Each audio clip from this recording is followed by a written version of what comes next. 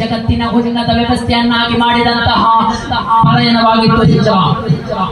ಒಂದು ಕೃಷಿ ಆಧಾರಿತ ಭೂಮಿಯನ್ನು ರಿಮೋಟ್ ಡೆವಲಪ್ಮೆಂಟ್ ಏರಿಯಾ ಮದೀನಾ ಎಂಬ ನಾಮಕರಣದೊಂದಿಗೆ ಕೇವಲ 10 ವರ್ಷಗಳ ಅವಧಿಯಲ್ಲಿ ನಾಗರೀಕರಣಕ್ಕೆ ಸೂಕ್ತ ಮಾದರಿ ಎನ್ನುವಂತಹ ನಗರ ವ್ಯವಸ್ಥೆಯಾಗಿ ಬದಲಾಯಿಸಲು ಪ್ರವಾದಿ ಸಲ್ಲಲ್ಲಾಹು ಅಲೈಹಿ ವಸಲ್ಲಂ ಅವರಿಗೆ ಸಾಧ್ಯವಾಯಿತು. ಮಾತ್ರವಲ್ಲ, ಸಿವಿಲೈಸೇಷನ್ ಒಂದು ಶ್ರೇಷ್ಠವಾದಂತಹ ವ್ಯವಸ್ಥೆಗಳನ್ನು ಪ್ರವಾದಿ ಸಲ್ಲಲ್ಲಾಹು ಅಲೈಹಿ ವಸಲ್ಲಂ ಅವರು ಜಾರಿಗೊಳಿಸಿದರು. ಕಲಿಯಲು ಬೇಕಾದಂತಹ ವ್ಯವಸ್ಥೆ, ಪರಿಹಾರ ಕೇಂದ್ರಗಳು, ಸಮಸ್ಯೆಗಳನ್ನು ಆಲಿಸುವಂತಹ ವ್ಯವಸ್ಥೆ ಮುಂತಾದ ವ್ಯವಸ್ಥೆಗಳನ್ನು ಒಳಗೊಂಡಂತಹ ಮಸ್ಜಿದ್ ನಬವಿ ಪ್ರವಾದಿ ಸಲ್ಲಲ್ಲಾಹು ಅಲೈಹಿ ವಸಲ್ಲಂ ಪಾಠಶಾಲೆ ಈ ಜಗತ್ತಿನ ಹೊಸ ಅಧ್ಯಯನ ಪುಟಗಳನ್ನು ತೆರೆಯಿತು.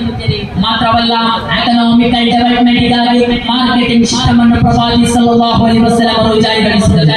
ಬಡ್ಡಿ ವ್ಯವಹಾರಗಳು, ಕಳ್ಳದಂಧೆಗಳು ಸಂಪೂರ್ಣವಾಗಿ ನಿಲ್ಲುಗೊಂಡವು. ಅಹಲ್ಲಲ್ಲಾಹುಲ್ ಬೈಅ ವ ಹರ್ರಮ ರಿಬಾ, ಬಡ್ಡಿ ವ್ಯವಹಾರಗಳನ್ನು ನಿಷಿದ್ಧವಾಗಿದೆ ಎಂದು